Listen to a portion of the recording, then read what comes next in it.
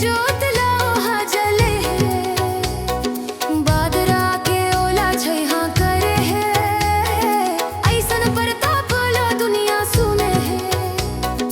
ओही डगर मारेंगत जाते न जोड़ी, बाबा के कृपा पाले तेन हो।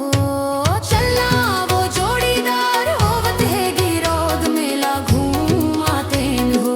चलना वो जोड़ीदार होवत है गिरोध मेला घूमाते न हो। गुरु गद्दी के दर्शन कर आते न जोड़ी, मन के मनौती मना लेते न हो। चलना वो जोड़ीदार होवत है गिरोध मेला घूमाते न हो। देश विदेश ले मन खे मन आवत है, बाबा के जयकारा लगावत है। दुख पीरा सब झन भूल